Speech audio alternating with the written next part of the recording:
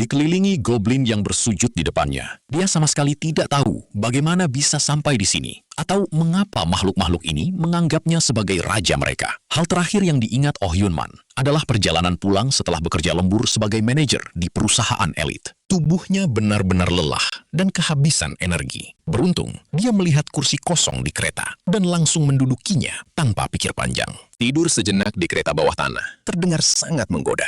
Namun saat Hyun-man membuka mata, dia sudah terduduk di singgasana batu yang keras di dalam sarang yang gelap. Dia berada di panggung tinggi, sementara kawanan besar goblin di bawahnya bersorak gembira merayakan kedatangannya. Makhluk-makhluk hijau itu menari kegirangan dan menangis lega. Seolah-olah seorang miliarder penyelamat baru saja jatuh dari langit untuk melunasi semua utang mereka. Sementara itu, pahlawan kita sibuk mengucek mata untuk mencerna situasi gila ini. Dia sadar ini bukan halusinasi, dan kenyataannya justru jauh lebih mengerikan. Andai ini cuma mimpi buruk, tapi batinnya tahu situasi gila ini sangat nyata. Entah dia mati karena kerja keras 3 tahun berturut-turut, atau otaknya sudah benar-benar korslet. Begitu memperhatikan mereka lebih dekat, dia melihat telinga lancip, kulit hijau, dan tubuh kerdil yang sangat familiar. Dia berani bertaruh. Mereka adalah goblin, monster yang biasa ada di novel fantasi atau game.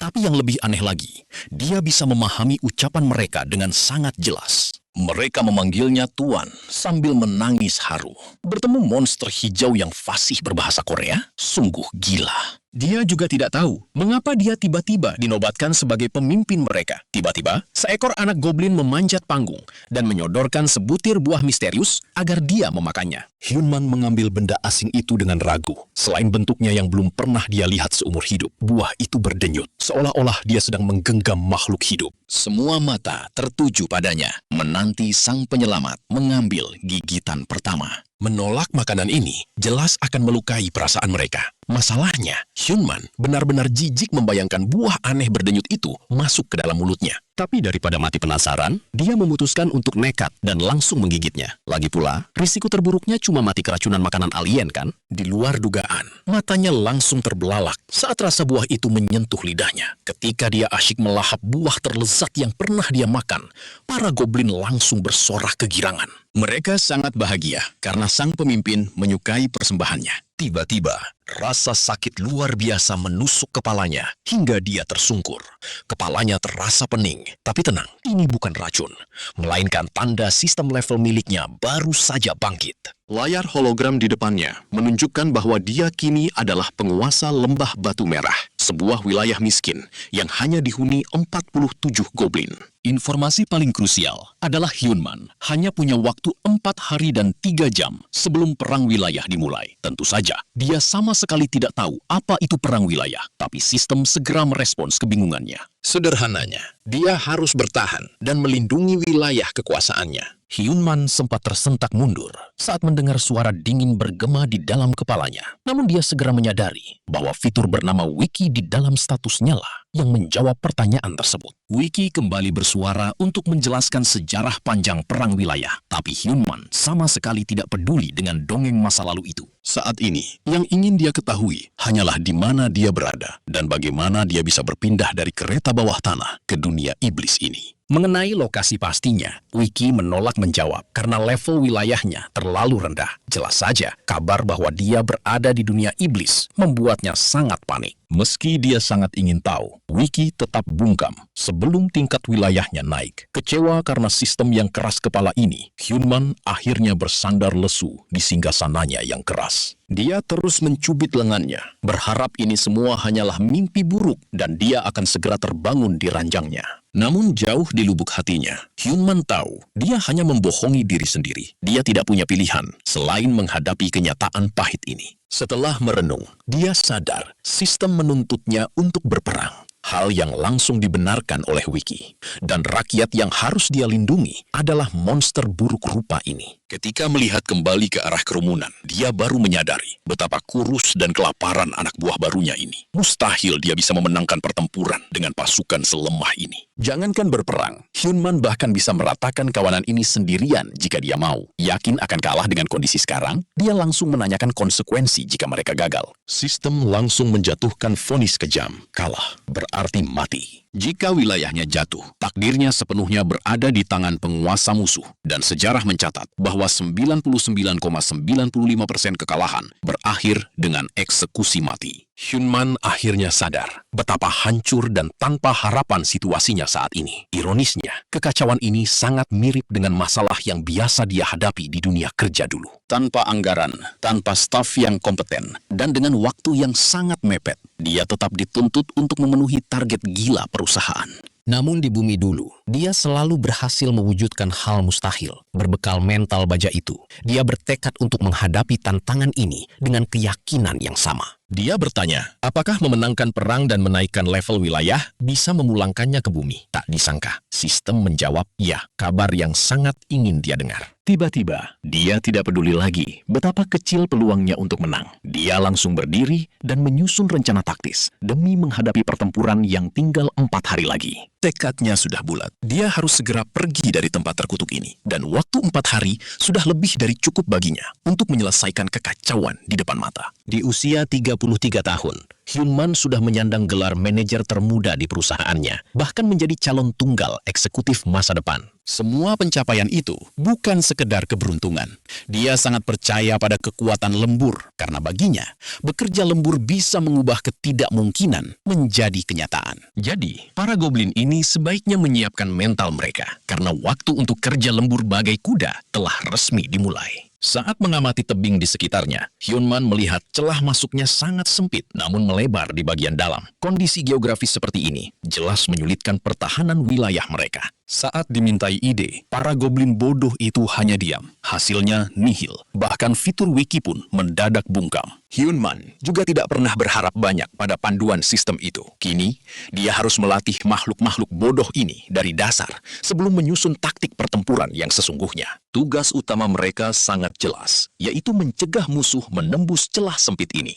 Mereka harus mempertahankannya, meski nyawa taruhannya. Tapi agar pertahanan ini berhasil, Hyunwoo tahu mereka butuh persiapan matang. Dia langsung memerintahkan para goblin membentuk tim 10 orang untuk memanjat tebing, menebang pohon, dan membuat tombak kayu setinggi dirinya. Sialnya, makhluk-makhluk kerdil ini tidak cuma sangat lemah, tapi juga luar biasa malas. Mereka malah saling tunjuk, berusaha keras menghindari kerja fisik yang melelahkan.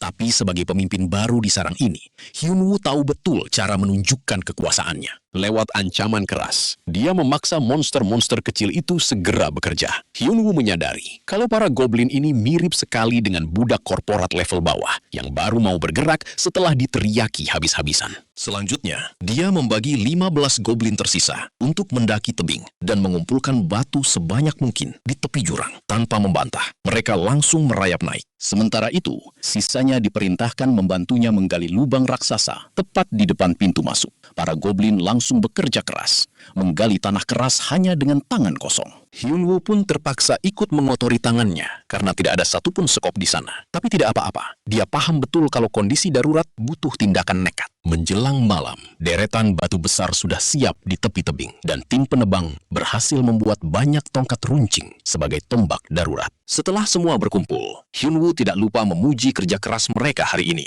Namun kalau diperhatikan, kondisi mereka sangat mengenaskan. Baru di hari pertama, kuku-kuku mereka patah, lutut terluka, dan seluruh tubuh mereka kotor penuh tanah. Kondisi lambat ini membuat Hyunwoo sempat ragu mereka bisa bertahan. Tepat di saat itu, sistem memberinya keahlian baru bernama overtime. Efeknya luar biasa. Penduduk wilayah kini 15% lebih efisien, tidak mudah lapar, dan hemat stamina. Hyunwoo sangat bersyukur mendapat bantuan di saat yang tepat ini. Sekarang, meski para pengikutnya terlihat hampir pingsan, dia tidak boleh membiarkan mereka berhenti. Untuk sementara, dia memberi mereka waktu istirahat sejenak. Meski sudah memeras keringat sejak siang, persiapan mereka masih jauh dari kata selesai. Nyatanya, kerja keras sesungguhnya baru akan dimulai. Untuk membakar semangat mereka yang lesu, Hyunwoo menjelaskan arti lembur yang sebenarnya. Baginya, overtime adalah proses penting untuk mempersiapkan hari esok selagi musuh tidur dengan nyenyak.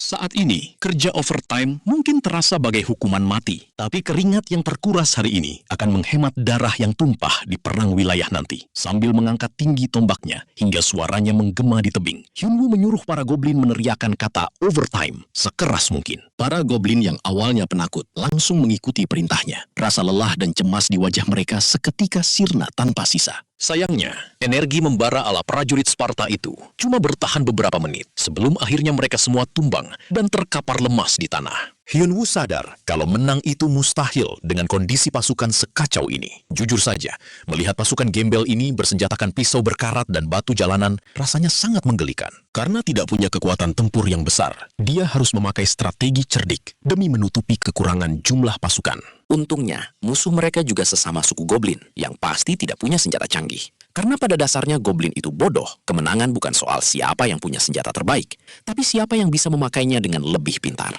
Dia teringat kata-kata bijak dari pemimpin kelompok di kehidupan masa lalunya. Dulu di bumi, dia belajar bahwa taktik militer kuno sangat berguna untuk urusan manajemen bisnis. Untuk mencari inspirasi, Hyun-woo sering menghabiskan waktu luangnya membaca buku taktik perang. Dari buku-buku itu, dia tahu cara paling efektif dalam perang infanteri adalah membariskan prajurit saling bahu-membahu dan maju bersama dengan tombak terarah. Strategi legendaris yang sangat mematikan ini dikenal sebagai formasi falanks. Menghadapi musuh dengan kecerdasan seadanya, Hyun-woo yakin tiruan kasar dari formasi ini pun sudah lebih dari cukup untuk menang. Dia pun langsung menyuruh para anak buahnya yang buta huruf itu untuk berbaris lurus. Tapi sayang, tidak ada satupun dari mereka yang paham maksud perintahnya. Sambil menghela napas, Hyun-woo menarik satu goblin dan memosisikannya sebagai patokan. Dia lalu menyeret goblin lain ke sebelahnya. Begitu seterusnya, satu persatu. Begitu selesai, kawanan goblin liar ini akhirnya bisa berbaris dengan sangat rapi dan tertib. Hyun-woo kemudian mencontohkan cara memegang tombak dengan ujung mengarah ke depan, lalu menusukkannya sambil melangkah maju. Para goblin mencoba menirunya, tapi satu makhluk ceroboh malah tersandung kakinya sendiri dan merusak seluruh barisan. Goblin malang itu berkaca-kaca karena takut telah mengecewakan tuannya. Bukannya marah, Hyun-woo justru mendekati goblin yang gemetar itu dan dengan lembut menyemangatinya untuk mencoba lagi. Dia menunggu barisan rapi kembali, lalu menyuruh mereka mengulangi latihan tersebut. Berbekal pengalaman bertahun-tahun di dunia kerja pada kehidupan sebelumnya, Hyun-woo menyadari satu hal penting. Jika tidak terlahir sebagai jenius, satu-satunya cara untuk mengungguli orang lain adalah lewat latihan tanpa henti. Dengan mengulang gerakan yang sama terus-menerus, tubuh pasti akan mengingatnya dengan sempurna. Sepanjang malam, Hyun-woo melatih para goblin melewati proses uji coba yang melelahkan. Dia melihat tangan mereka gemetar dan bahu yang lunglai, pemandangan yang terasa sangat familiar baginya. Itu adalah ekspresi persis seorang karyawan baru yang menyeret kakinya ke toilet untuk menangis setelah laporannya ditolak 3 kali berturut-turut. Sebuah rasa frustrasi yang pasti sangat kita pahami. Tapi bedanya, Hyun-woo tidak akan membiarkan goblin-goblin ini menyerah seperti pecundang. Dia memaksa mereka terus mencoba sampai berhasil, hingga sepanjang malam habis hanya untuk melatih formasi tersebut. Bahkan saat fajar mulai menyingsing, monster-monster yang kelelahan itu tetap diperintahkan berdiri tegak dan terus mengulang gerakan mereka. Tiap kali gagal, hukumannya adalah mengulang 10 kali lagi. Saat itulah, seorang anak goblin mendekati Hyun-woo, tampak ragu karena ingin menyampaikan sesuatu yang sangat berat. Bocah itu menawarkan dirinya untuk menjadi santapan musuh agar perang dibatalkan dan tidak ada korban jiwa. Rupanya, ini adalah tradisi kelam suku goblin. Jika sebuah suku menyerahkan 3 anak kecil sebagai tumbal, perang tidak perlu terjadi dan bocah ini rela mengorbankan dirinya. Dia rela mati asalkan pemimpin mereka bisa selamat. Tentu saja hal ini membuat Hyun-woo sangat murka. Dia menolak mentah-mentah ide mengorbankan anak-anak hanya demi menutupi ketidakmampuan pasukannya. Di depan seluruh suku, dia berteriak menanyakan apakah mereka tega menyerahkan anak kandung sendiri sebagai camilan musuh. Jika kebiasaan pengecut ini terus berulang, suku mereka lama-lama akan punah. Karena itulah, satu-satunya jalan keluar hanyalah bertarung sampai mati. Jangan harap ada penyerahan anak. Hyun-woo menegaskan tidak akan memberikan sebutir pasir pun kepada siapapun selama wilayah ini berada di bawah kuasanya. Satu-satunya hal yang akan diterima musuh adalah serangan balik yang begitu kejam hingga mereka tidak akan pernah berani lagi mencari perkara. Terbakar oleh ucapan itu, seluruh suku goblin kini dipenuhi adrenalin yang membara. Dan begitu saja, perang wilayah resmi dimulai. Di bawah langit merah kelam, pasukan Goblins Black Hill akhirnya tiba. Menunggu di seberang ngarai, jagoan kita berdiri gagah dikawal pasukan goblinnya yang kini jauh lebih disiplin. Melihat musuh menyerbu sembarangan ke celah sempit, Hyunmin memberi perintah terakhir untuk mengangkat tombak. Pasukannya langsung bersiap siaga saat lawan merangsek maju tanpa tahu bahaya yang mengancam. Karena Hyunmin sudah mengantisipasi skenario terburuk. Lihat saja senyum percaya dirinya yang mengerikan itu. Sampai-sampai kita hampir merasa kasihan pada lawan bodoh di depannya. Jebakan sudah siap. Beberapa goblin bersiaga di atas tebing, siap menjatuhkan batu-batu raksasa dengan tuas kayu mereka. Hyunmin berdiri di belakang barisan utama yang sudah dilatih habis-habisnya. Padahal, dari segi jumlah dan kekuatan fisik, Goblins Black Hill jauh lebih unggul dan mendominasi. Beberapa prajurit Hyunmin sempat gemetar ketakutan melihat serbuan musuh. Dia berteriak, menyuruh mereka tetap fokus bertahan sampai lawan terperosok ke lubang jebakan yang sudah digali. Serangan garis depan Black Hill mendadak terhenti begitu menyadari ada jebakan. Hyunmin menahan napas menunggu korban pertama jatuh. Meski bodoh, para goblin musuh itu tidak buta. Mereka langsung mengerem begitu melihat lubang di depan. Sial bagi mereka. Jalanan sempit ini membuat peringatan bahaya gagal tersampaikan ke barisan belakang. Kerasnya teriakan barisan depan tidak mampu menahan dorongan dari belakang. Sesuai rencana, begitu beberapa goblin pertama tumbang, korban lain pun langsung berjatuhan menyusul. Berteriak dan meronta pun percuma. Barisan depan musuh habis ditelan parit jebakan. Hyunmin kian percaya diri karena ternyata musuhnya sama payahnya dengan pasukannya dulu. Keberhasilan awal ini menjamin kemenangan sudah di depan mata. Namun, serbuan Black Hill masih terus berlanjut hingga lubang jebakan itu penuh sesak oleh tumpukan tubuh mereka sendiri. Semakin meronta, mereka justru semakin terjebak. Strategi yang sangat efektif. Namun begitu lubang penuh, sisa pasukan Black Hill mulai menjadikan tumpukan tubuh rekan mereka sebagai pijakan untuk melewati parit jebakan tersebut. Menginjak sesama monster demi lanjut menyerang. Kini jalan pulang mereka otomatis tertutup setelah setengah pasukan menyeberang. Tahap pertama berhasil melumpuhkan sebagian besar musuh, dan sekarang pertempuran sesungguhnya dimulai. Hyunmin sudah melatih pasukannya agar membuat musuh menyesal telah menginjakkan kaki di wilayahnya. Saatnya pembuktian hasil latihan. Jebakan kedua pun dilepaskan, menghujani musuh dengan batu-batu raksasa. Di atas tebing, pembagian tugas mereka berjalan sangat efisien. Pasukan goblin dibagi berpasangan. Satu bertugas menjatuhkan batu, dan satunya mengisi ulang. Memanfaatkan gravitasi, gelombang musuh berikutnya hancur lebur berkat keunggulan medan ini. Karena posisi musuh yang berdesakan, lemparan batu mereka hampir 100% mengenai sasaran. Strategi ini juga sukses menghancurkan mental bertarung lawan. Ketakutan melanda saat melihat rekan mereka hancur tertimpa batu.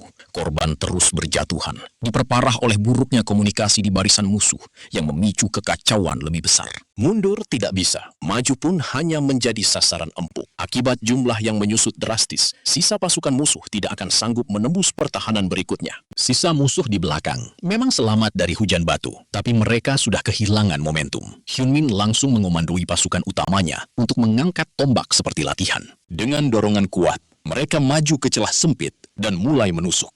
Pasukan Black Hill seolah berlari menyerahkan nyawa, membuat beberapa prajurit Hyunmin merasa mual. Mereka belum pernah membunuh sesama goblin. Disinilah Hyunmin bertindak menyadarkan mereka agar mengingat latihan. Tarik, tusuk, ulangi. Terus lakukan itu menggunakan sisa tenaga mereka untuk membantai lawan. Tidak boleh ada celah sedikit pun. Formasi harus tetap rapat dan saling melindungi. Hyunmin bergerak lincah layaknya jenderal perang sejati di medan tempur. Setiap nyawa yang melayang membuat kepercayaan diri pasukannya meroket. Gerakan menusuk mereka kian mulus di setiap komando, membuat kubu Black Hill gemetar ketakutan. Mereka belum pernah menghadapi infanteri rapi seperti ini. Beberapa yang mencoba kabur justru langsung berakhir mengenaskan di dasar lubang jebakan. Hebatnya, Hyunmin bahkan tidak perlu mengotori tangannya untuk mengubah suku miskin ini menjadi kawanan petarung buas. Hujan batu terus berlanjut selagi dinding tombak mendesak dari depan. Keadaan kini berbalik sepenuhnya. Dia menyemangati pasukannya untuk melihat sendiri bagaimana kerja keras mereka berhasil membalikkan situasi yang mustahil ini. Saking telak kekalahan mereka, bos suku Black Hill terpaksa turun tangan. Goblin berkulit merah yang lebih tinggi dan kekar dari apapun melangkah maju, menggetarkan seisi jurang di setiap pijakannya. Monster itu menarik napas dalam, lalu melepaskan raungan dahsyat yang memekakkan telinga. Dia kemudian mengambil ancang-ancang, mengumpulkan mengumpulkan seluruh kekuatannya pada kaki. Hanya sekali lompat, dia melompati parit penuh mayat rekannya dan mendarat tepat di depan formasi, membuat pasukan Hyunmin panik. Sang Hobgoblin kecewa melihat penguasa baru Red Rock Valley yang tampak lemah. Meski Hyunmin tetap bersikap tenang, dia tidak bisa memungkiri kalau monster ini terlihat sangat berbahaya. Menggunakan kelicikan bicaranya, Hyunmin memprovokasi iblis merah tersebut hingga terpancing emosinya. Hobgoblin itu akhirnya menantang duel 1 lawan 1 tanpa melibatkan prajurit kroco di sekitar mereka. Hyunmin menatap remeh raksasa bodoh itu, sembari memberi kode rahasia kepada pasukannya di atas tebing. Dia terus memancing amarah lawan dengan gestur sombongnya. Saat ditantang duel, Hyunmin justru sibuk melambaikan tangan, memberi aba-aba agar tim pelempar batu bersiap. Gerakan aneh ini dianggap musuh sebagai tanda ketakutan yang memalukan. Gatar sebelum bertarung hanyalah ciri pecundang. Akhirnya, Hobgoblin bodoh itu kehilangan kesabaran akibat terus-menerus diremehkan. Belum sempat menerjang, sebongkah batu menghantam keras kepalanya. Meski belum tumbang, dia mendongak marah, menuntut agar tidak ada yang mengacaukan duel suci ini. Bukannya berhenti, dia justru dihujani lebih banyak batu oleh para penembak jitu di atas tebing. Tubuh sang Hobgoblin terkubur seketika, hancur lebur terkena hantaman keras, hingga ia tewas di tempat. Bagi Hyunmin, kehormatan itu sampah. Menang adalah segalanya. Lagi pula, kenapa harus repot terluka kalau pertempuran sudah bisa dimenangkan? Dengan tewasnya sang bos, sistem resmi menyatakan kemenangan mereka atas Black Hill. Hyunmin mengangkat tombaknya tinggi-tinggi, merayakan hasil akhir ini, membakar semangat seluruh pasukannya. Goblin Red Rock Valley akhirnya merasakan kemenangan pertama setelah selalu kalah di setiap perang. Namun, masih ada beberapa sisa musuh yang mencoba merangkak keluar dari lubang. Melihat musuh yang merangkak keluar, barisan tombak langsung bersiap menghabisi mereka. Namun Hyunmin segera menahan pasukannya. Mereka tentu kebingungan mengapa dilarang melakukan apa yang biasa dilakukan oleh pemenang perang. Di mata mereka, menyisakan satu musuh saja hanya akan memicu serangan balasan di masa depan.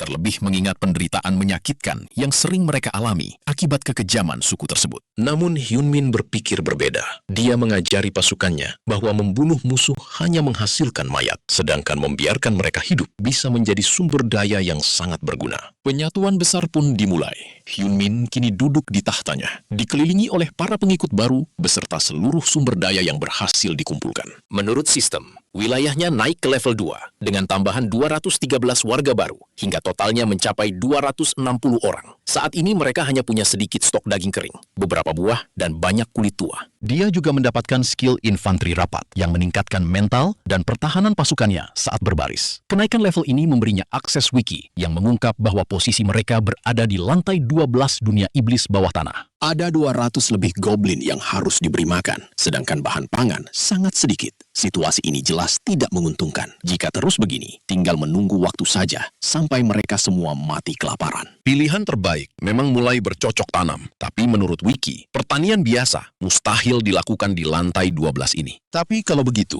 dari mana asal buah oranye bulat yang mereka temukan? Ketika dia bertanya pada goblin tawanan tentang asal buah itu, mereka hanya diam membisu. Akhirnya, dia mengancam bahwa siapapun yang menjawab jujur akan dicoret dari daftar siksa. Seketika, mereka langsung angkat bicara, mengaku bahwa ada pohon raksasa di hutan yang berbuah dan biasa mereka panen diam-diam pada malam hari. Tanpa membuang waktu, Hyunwoo memilih 3 goblin acak dari pasukan kepercayaannya yang langsung maju tanpa ragu. Tugas mereka adalah menyelidiki hutan tersebut sekali saja sebelum fajar menyingsing. Namun para goblin Black Hill yang ditawan langsung memperingatkan dengan ragu bahwa mengirim tim pengintai ke hutan adalah ide buruk.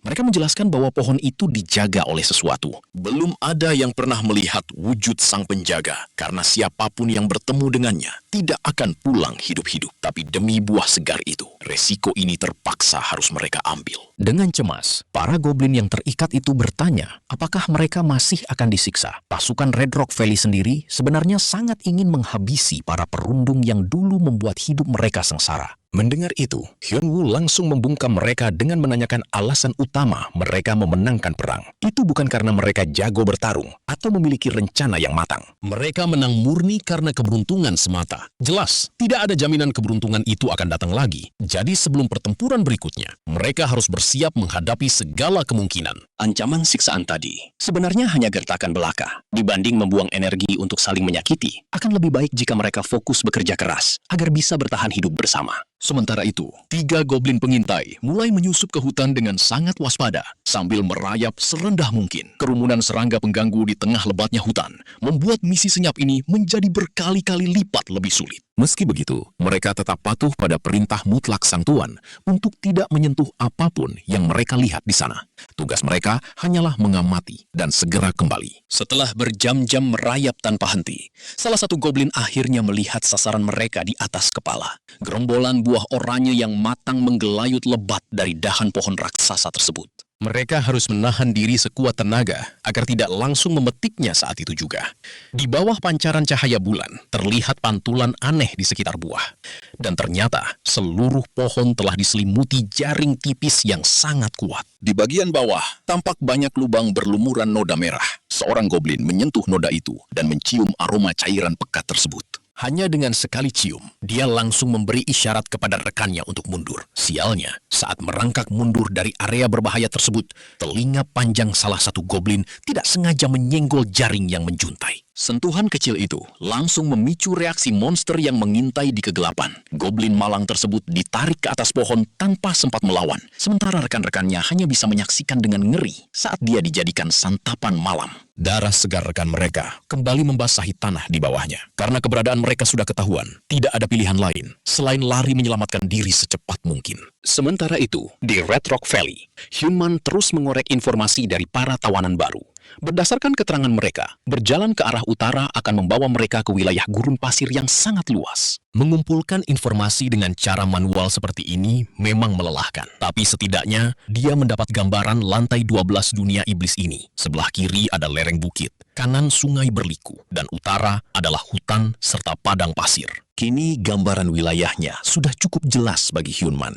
Tepat pada saat itu, 2 goblin pengintai yang selamat berlari pulang dengan wajah pucat akibat teror yang baru saja mereka alami. Sambil terengah-engah kehabisan napas di hadapan Tuan Hyunman, mereka melaporkan bahwa satu rekan mereka telah diseret ke atas pohon dan dimakan oleh monster misterius. Meskipun sudah berusaha ekstra hati-hati saat mengintai, mereka tetap saja ketahuan. Hyunman menyadari seutas benang sutra yang menempel pada salah satu goblinnya dan langsung memahami situasi yang terjadi. Laporan mereka menyebutkan adanya jaring yang menyelimuti pohon buah dan banyak lubang berdarah di tanah. Jelas sekali, musuh mereka kali ini adalah laba-laba dan ukurannya pasti bukan main-main. Hutan lebat ini membuat posisi mereka sangat tidak diuntungkan karena rawan disergap. Skenario terburuknya, mereka gagal mendapatkan buah dan justru kehilangan banyak pasukan goblin di sana. Hyunmin hanya bisa menghela napas panjang. Kenapa sih hidup tidak pernah berjalan mudah sekali saja? Jika ada cara lain untuk memberi makan rakyatnya, dia pasti akan menghindari jalan berbahaya ini. Tanpa pilihan lain, dia memerintahkan semua orang untuk bersiap memulai operasi hutan. Saat mereka bersiap meninggalkan Red Rock Valley, goblin pengintai yang malang tadi sedang dilahap oleh laba-laba raksasa berbulu. Makhluk sialan ini begitu besar hingga bisa menelan seekor goblin dalam sekali lahap. Hyunmin sebaiknya membawa sandal raksasa untuk menggebuk monster menjijikan ini sampai kapok. Di bawah pimpinan sang Raja Goblin, mereka berhasil mencapai pinggiran hutan tanpa hambatan. Meski datang tanpa rencana matang, Hyunmin sudah bersiap untuk memimpin langsung di garis depan. Dia mengira kehadiran mereka akan langsung menarik perhatian monster berkaki banyak itu, tapi mereka ternyata pandai bersembunyi. Dia butuh informasi lebih, namun tidak mungkin mengirim pasukannya masuk secara buta.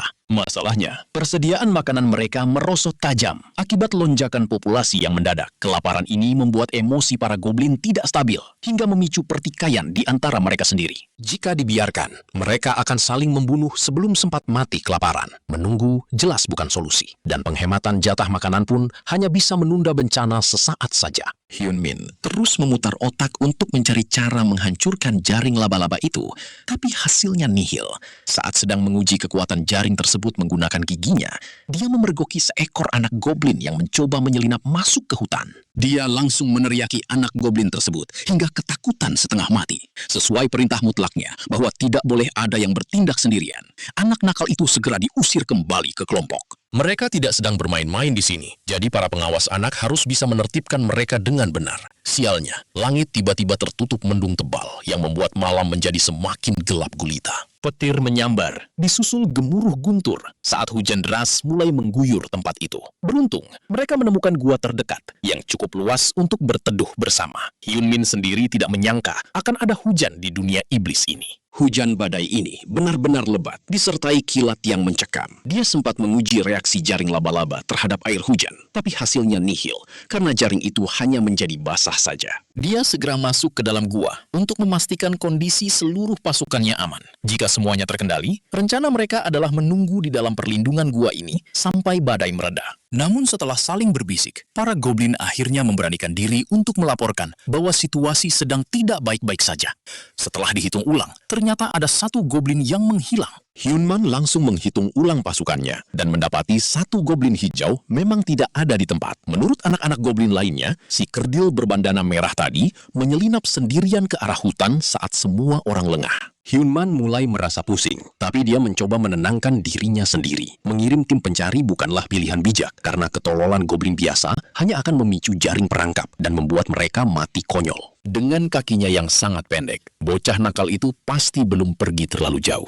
Hyun Man akhirnya meraih tombak kayu runcingnya dan memutuskan untuk mencari si pembuat masalah itu sendirian. Hyun Man meminta para pengikutnya beristirahat di dalam gua karena dia akan segera kembali. Hujan deras terus mengguyur, membuat sepatu dan pakaiannya basah kuyup. Di tengah hutan lebat yang penuh ancaman tak terduga ini, rasa takut jelas ada. Tapi sebagai pemimpin, dia tahu bahwa mengambil risiko di saat krisis adalah hal yang mutlak dilakukan. Sambil menyusuri jalan, dia menemukan jejak kaki kecil di tanah berlumpur. Dia terus mengikutinya hingga kilatan petir menyambar di depan dan menghentikan langkahnya. Tiba-tiba terdengar jeritan melengking disertai kobaran api di bekas sambaran petir itu. Dengan tombak yang siap menyerang, dia perlahan mendekati area yang terang benderang tersebut. Di sana, dia menemukan si goblin kecil berlari ke arahnya sambil menangis histeris karena pantatnya hangus terbakar. Hyun Man langsung melempar tombaknya dan menangkap bocah malang yang melompat pasrah itu. Bocah itu terus memberontak karena pantatnya yang masih berasap. Biar dia tenang, Hyun Man langsung mencelupkan bagian belakang tubuh si goblin kecil ke dalam kubangan air terdekat. Akhirnya bocah itu diam dan pingsan sejenak. Akibat syok begitu sadar, dia langsung kena omel sang pemimpin karena nekat keluyuran sendirian dan melanggar perintah. Sambil menangis, si kecil beralasan hanya ingin mencarikan buah untuk adiknya. Ternyata dia cuma ingin memberi makan sang adik yang selalu kelaparan setiap hari. Hyun Man mengerti niat baiknya, tapi tindakan ceroboh itu sangat membahayakan nyawanya. Sedikit saja terlambat, dia bisa saja mati terpanggang tadi. Bicara soal api, Hyun Man baru sadar bahwa dia belum pernah melihat elemen ini di dunia iblis. Memanfaatkan momen langka ini, dia merobek setelannya dan melilitkan kain itu ke ujung tombak kayu. Melanggar perintah untuk tetap diam di gua, beberapa goblin nekat menembus hutan demi mencari sang tuan. Mereka mendengar suara aneh di depan dan memutuskan untuk mengikutinya. Rasa takut jelas terlihat di wajah mereka. Namun mereka terus melangkah demi menyelamatkan pemimpin mereka. Tiba-tiba, perhatian mereka tersita oleh cahaya terang benderang di tengah kegelapan hutan. Begitu melihat cahaya itu bergerak mendekat, mereka spontan mengangkat tombak kayu karena ketakutan. Kobaran api yang begitu panas membuat mereka tidak berani untuk menyerang. Begitu melihat sosok asli di balik cahaya itu, para goblin langsung berlutut gemetar.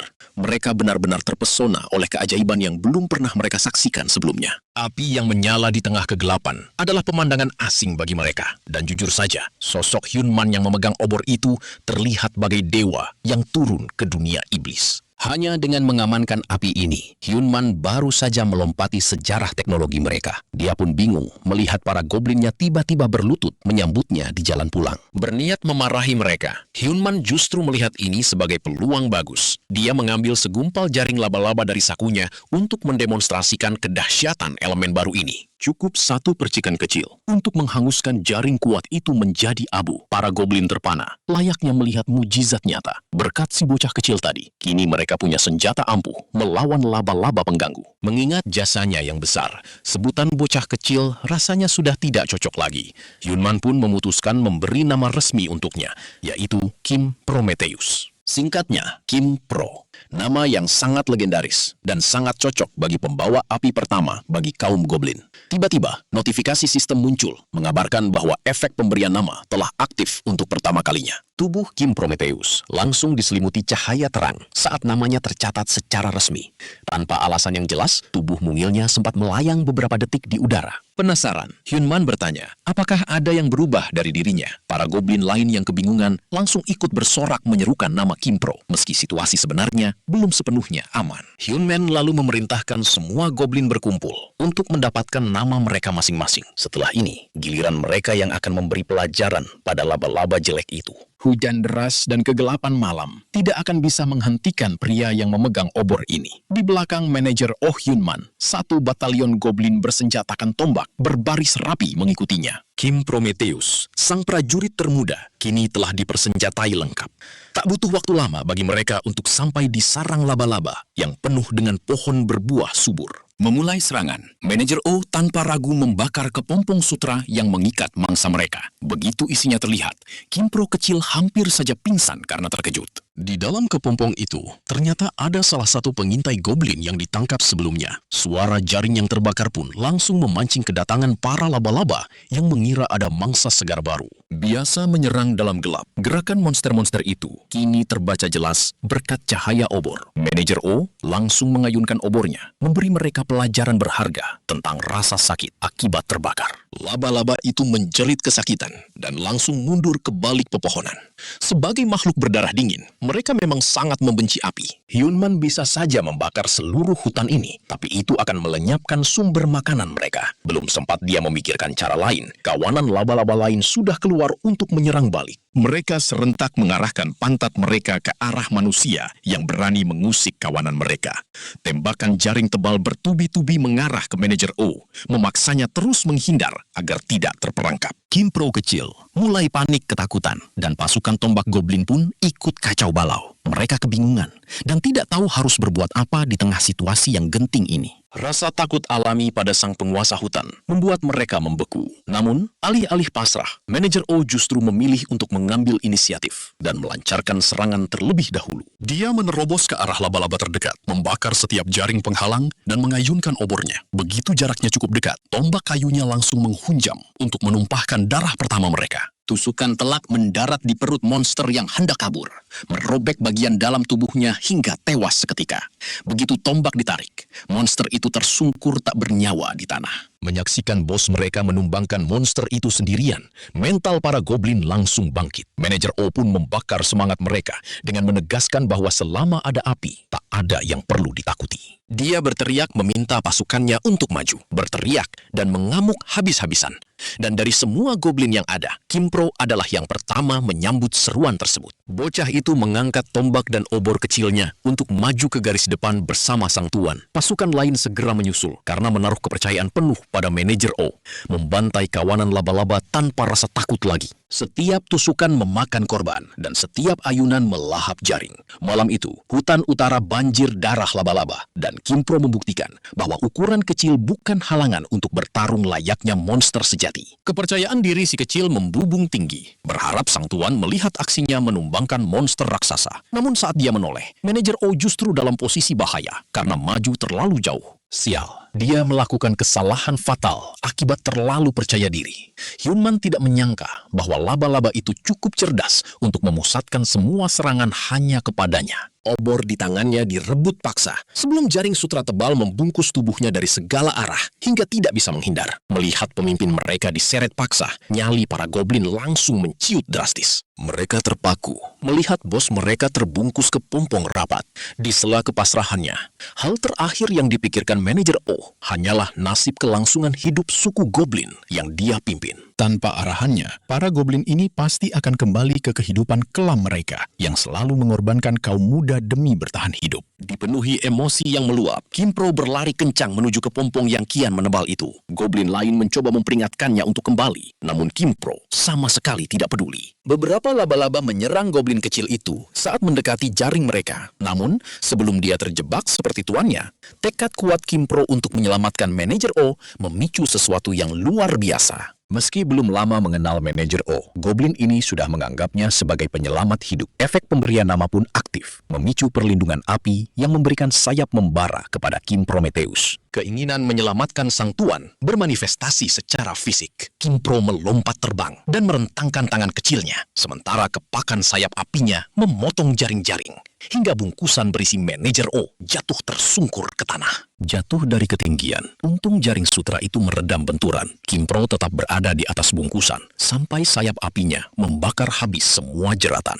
Sesaat kemudian, manajer O terbangun dengan bingung melihat goblin kecil menangis di pangkuannya. Kim Pro baru saja melakukan hal yang mustahil. Manajer O tentu senang diselamatkan, tapi dia tidak mau terpanggang hidup-hidup oleh goblin berapi ini. Dia segera memindahkan si bayi goblin ke tanah, dan Kim Pro pun mulai fokus. Mengandalkan kekuatan tekadnya, dia menarik kembali sayap api itu ke punggungnya. Manajer O benar-benar kagum melihat bagaimana bocah kecil ini melakukannya. Kim Pro langsung pamer dengan bangga setelah berhasil mengendalikan kekuatan barunya secara sadar. Hanya karena diberi nama, bocah ini sekarang resmi berubah menjadi korek api terbang portable. Hebatnya, api si kecil sama sekali tidak meninggalkan bekas luka bakar di kulitnya. Begitu merasa aman dari ancaman terpanggang, manajer O langsung mengamati sekitar untuk mencari bahaya lain. Aksi panas Kim Pro tampaknya sukses menakuti kawanan laba-laba hingga mereka lari kocar-kacir meninggalkan sarang. Namun, ada satu monster yang tidak gentar sama sekali. Bos laba-laba raksasa dengan tubuh jauh lebih masif. Pekikan parau dari mulutnya benar-benar menebar teror mengerikan. Sigap, manajer O menyambar tombak kayunya, siap bertarung habis-habisan. Saat dia berteriak memimpin pasukannya, bos monster itu justru perlahan mundur, sambil terus mengawasinya tajam. Keduanya saling mengunci pandangan, tanpa ragu. Setelah bos monster itu benar-benar menghilang ke kegelapan hutan, barulah manajer O bisa bernapas lega. Hampir saja terjadi pertarungan bos yang tidak seimbang. Begitu ketegangan mereda dan adrenalinnya turun, dia langsung terduduk lemas karena kakinya kehilangan tenaga. Kemenangan dirayakan. Para goblin langsung bersorak konyol, mengeluh-elukan sang tuan dan Kim Pro sebagai pahlawan penyelamat mereka. Beberapa bahkan pamer gerakan menari ala Michael Jackson karena terlalu gembira. Dasar pengecut. Giliran bertarung mereka hilang, tapi giliran pesta paling depan. Untungnya, mereka menebus kesalahan dengan bekerja semalaman selama musim panen pertama. Manajer O menyadari bahwa bertani adalah hal mustahil di wilayah dunia iblis lainnya. Kenyataan ini membuat keberadaan buah-buahan segar ini semakin misterius. Saat dia sedang beristirahat, seorang goblin berlari kencang membawa pesan darurat. Dia terlalu sibuk menyusun rencana budidaya buah demi mengatasi kelaparan. Sampai-sampai si kurir harus bertingkah konyol agar diperhatikan. Manajer O pun meminta maaf karena sempat mengabaikannya. Pikirannya melayang sesaat. Begitu si kurir mengatur nafas, dia menyampaikan kabar gawat tentang kemunculan seekor binatang. Khawatir, dia langsung mengikuti kurir untuk memeriksa situasi. Ternyata, di dalam kepompong jaring, ada seekor anak serigala yang tampaknya tidak sengaja terjebak di sarang laba-laba. Menurut goblin yang merobek kepompong, anak serigala ini satu-satunya yang selamat. O memuji tindakan si kurir yang langsung melaporkan kejadian ini kepadanya. Mulai sekarang, dia harus tetap waspada dan segera melapor.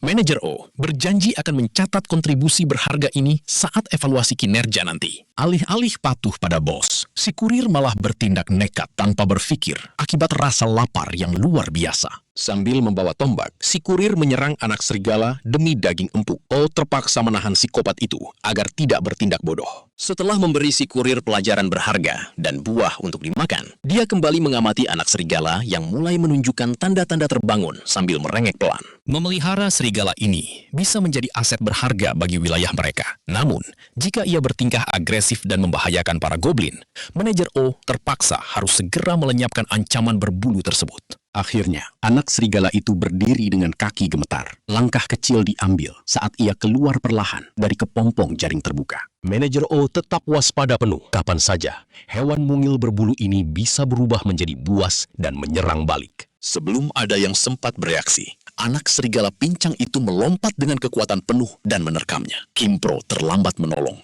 hingga tubuh manajer O langsung terjerembab ke tanah. Siapapun pasti enggan bangun dari posisi ini. Anak serigala lucu ini malah menjilati wajahnya dengan riang. Lalu manajer O mengenalkannya pada Kim Pro sebagai junior baru. Makhluk ini tidak berkulit hijau dan berjalan dengan 4 kaki berbulu lembut. Meski begitu, dia resmi menjadi anggota terbaru, Lembah Batu Merah. Anak serigala misterius ini resmi diangkat menjadi maskot baru mereka. Beberapa jam kemudian, manajer O memeriksa hasil panen melimpah yang sangat mengejutkan. Berkarung-karung buah segar kini mengamankan pasokan makanan mereka untuk waktu yang cukup lama.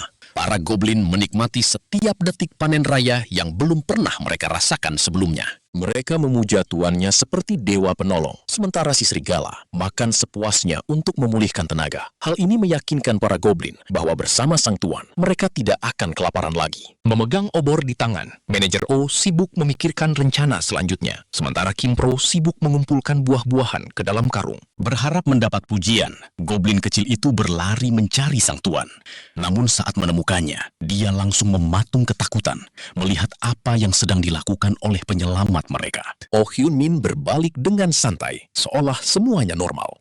Kedatangan Kim Pro justru sangat tepat, karena sayap apinya akan membuat pembakaran hutan ini menjadi jauh lebih cepat dan mudah.